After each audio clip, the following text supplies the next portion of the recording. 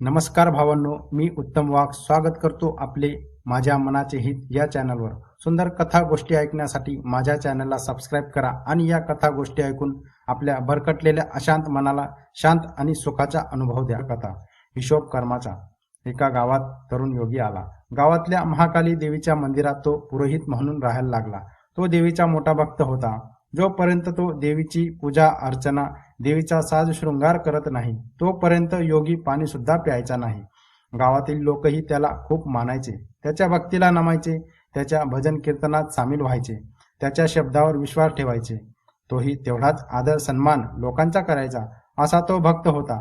त्याला देवीच्या भक्तीची लहानपणापासूनच आवड होती। आता त्याला या गावात बरीच वर्ष झाली होती। एक दिवशी त्या गावात एक सुंदर महिला राहायला आली। तिचं घर देवीच्या मंदिरासमोरच होतं। योगीचं ध्यान नेहमी त्या महिलेच्या घराकडेच असायचं। त्या महिलेकडे नेहमी वेगवेगळी लोक यायची आणि योगी त्यांना पाहत बसायचा। त्याचं आता देवीची पूजा पाठ करण्यात मन रमायचं नाही। असं बरीच वर्ष चाललं आणि एक दिवशी पहाटे तो योगी मरण पावला आणि त्याला यमाचे सेवक यमपुरी घेऊन गेले। योगी खूप आनंदित होता। त्याला वाटत होतं की आपल्याला आता स्वर्ग सुख मिळेल आणि तो मनातल्या मनात आनंदित होत होता। आपण आयुष्यभर देवीची मनोभावे सेवा केली आहे, त्यामुळे स्वर्ग सुखाचे आपण अधिकारी आहोत। आणि अचानक तो यमाच्या सेवकांना रागवला, तुम्ही मला स्वर्ग सोडून नरकात का घेऊन चाललात? ते यम सेवक मोठमोठ्याने हसतात। तेवढ्यात त्याला दुसरे सेवक त्याच सुंदर महिलेला भव्य पालखीत स्वर्गात घेऊन जाताना दिसले। ते पाहून तो खूप चिडला आणि त्या सेवकांना रागवत म्हणाला, तुम्ही या पापी वेशेला स्वर्गात आणि माझ्यासारख्या पुण्य देवीच्या भक्ताला नरकात घेऊन चाललात। हा माझ्यावर खूप मोठा अन्याय आहे। मला यमाला भेटायचं आहे। ते यमसेवक त्याला यमाच्या दरबारात हजर करतात। योगीला पाहून यमराज त्या सेवकांना रागवत सांगतो, या पाप आत्म्याला अजून नरकात का टाकले नाही?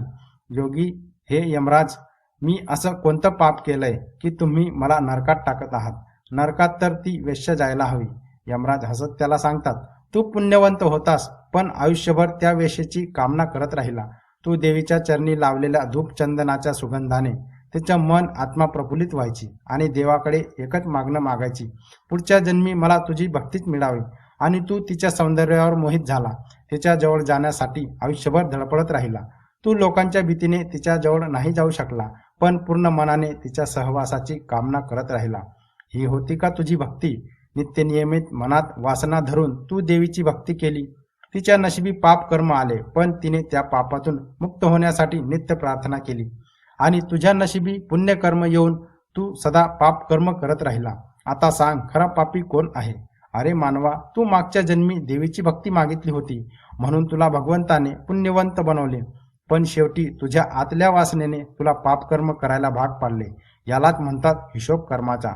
तर भावांनो, आपण सुद्धा दिवसभरातून अशी कित्येक वाईट कर्म कळत न कळत करत असतो। चांगले कर्म कराल तर पुण्य मिळेल। तर भावांनो, कशी वाटली आजची कथा मला कमेंट करून नक्की कळवा। कथेला लाईक करा आणि आपल्या मित्रपरिवारात या कथा शेअर करा। भेटूया पुन्हा एका नवीन सुंदर कथेत। जय श्री कृष्ण।